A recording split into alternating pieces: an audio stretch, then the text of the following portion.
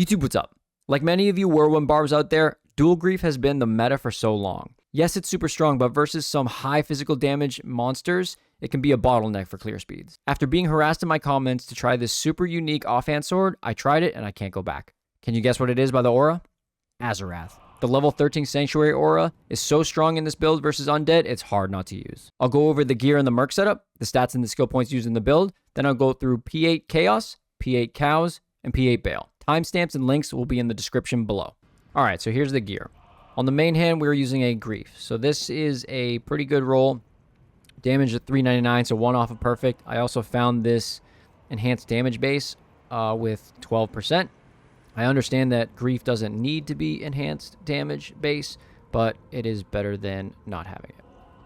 G-Face with a Cham in it for Crushing Blow, Deadly Strike, and Cannot Be Frozen, and 30 faster hit recovery. And then High Lords, +1 all skills, 20% increased attack speed, and the Deadly Strike. And then here we are, we're using Azurewrath with an Eth in it for -25 target defense, 13 Sanctuary Aura, +1 to all skills, 30% increased attack speed, and magic and cold damage, and then 265 enhanced damage. Enigma and a Mage Plate, using Gore Riders for the faster run walk, chance of crushing blow, deadly strike, open wounds. Then we have a faster cast rate ring with some mana leech and some res on it, some nice res. Arachnid's Mesh for the 1 all skills, the faster cast rate, which we need to hit the 37 breakpoint, and slows target is pretty nice.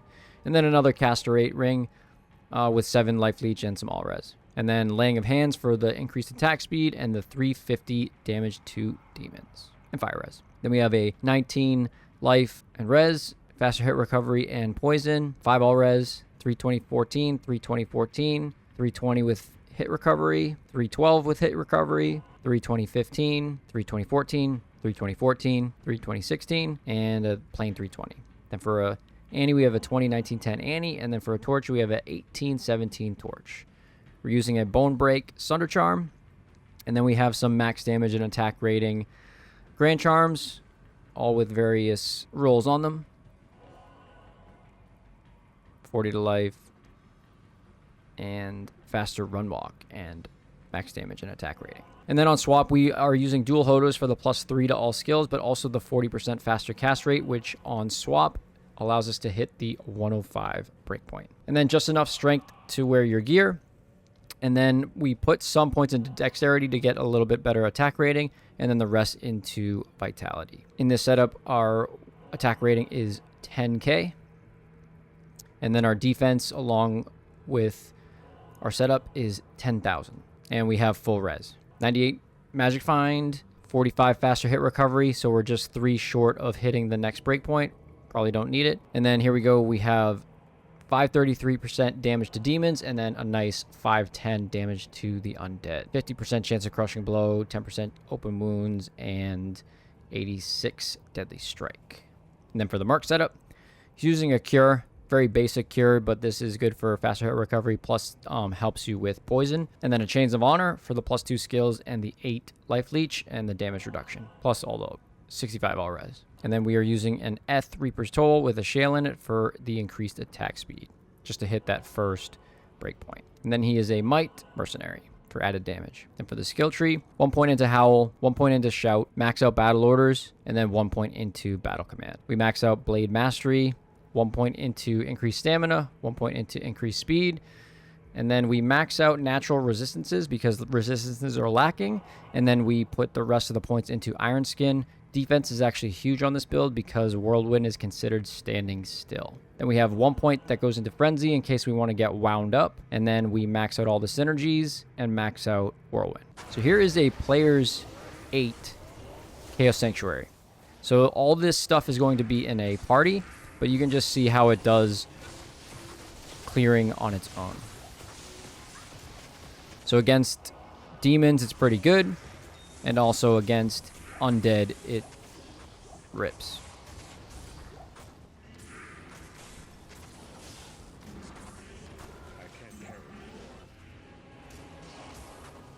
Because when you teleport, it's hitting that 37 breakpoint. The teleport speeds are pretty nice, even without being on swap.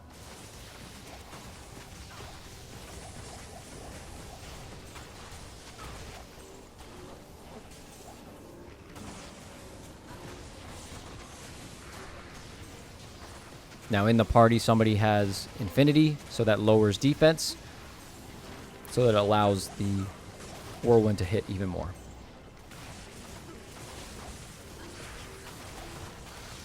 These Stormcasters typically have 50% DR, but with the Sanctuary Aura, it brings them down to 0% DR, as well as all res down to 0. So you can hit them pretty hard. It's like a hot knife through butter. It's very satisfying.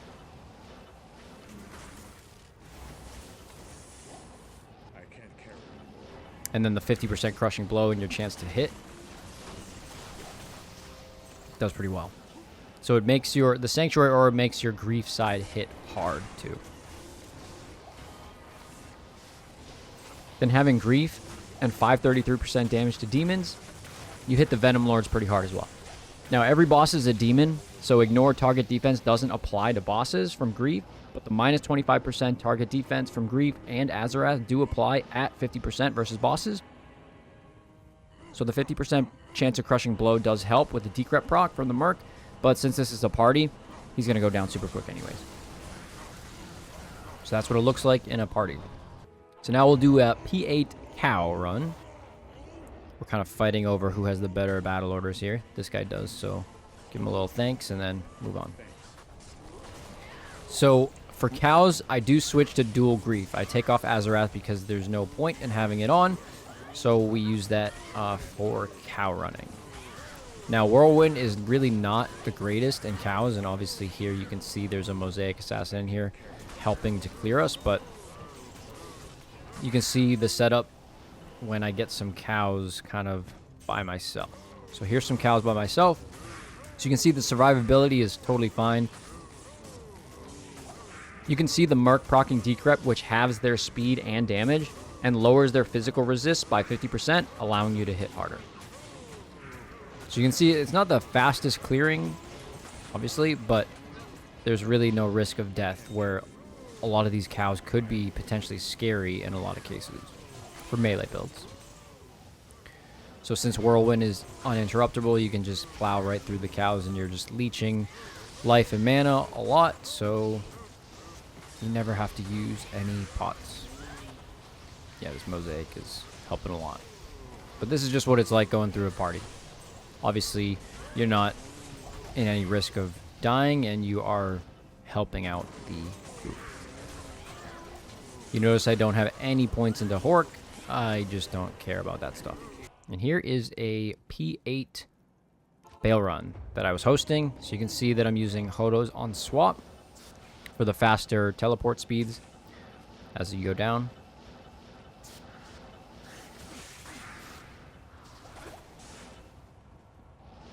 So because the mana pool is slightly low, you do have to, that's why I carry a row of mana potions on my belt for teleporting like this. So you do use a lot of mana for teleporting.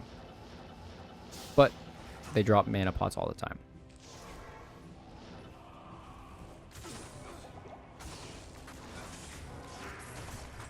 So usually I'll use Frenzy just to combat the slow. I feel like if you do it otherwise, it's almost a little too fast. And if you ever have dolls in the throne room, the Azurewrath, you can just stand there and just let the Sanctuary Aura knock them back. And then let your Merc deal with them. So this is what the waves look like. Obviously there's a couple of Nova Sorks here to help us out. But what's nice about being a Barb too is that you are a party favorite, because your battle orders is typically higher than almost everybody else. You can see there's no issue, even just being poisoned. Cleansing Aura will probably clear it in a bit, and your mana and life are pretty full.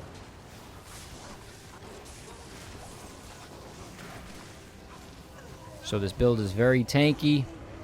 You help out the party, and your survivability is pretty high. Again, 10,000 defense while whirlwinding. You have like about 25% chance to being hit, which is pretty low.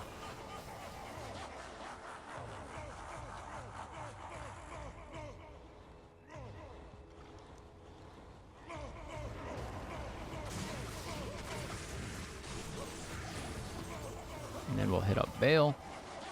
Since this was the last run in our series here, I hosted the game, so this was the 22nd run. It was terrorized. We do Baal at the end. So you hit him with Whirlwind, get that crushing blow in there, and then hopefully there's a decrep proc. Slow him down.